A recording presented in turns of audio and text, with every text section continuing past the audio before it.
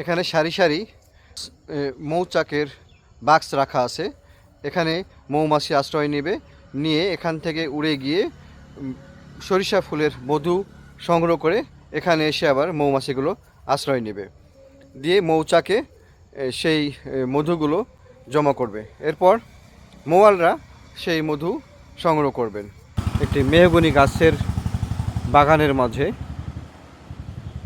মূলত সরিষা ফুলকে কেন্দ্র করে যশোরের এই গোদখালি এলাকায় এই মধু চাষ হচ্ছে। প্রায় শতাধিক মৌমাছির বাক্স রাখা আছে এখানে।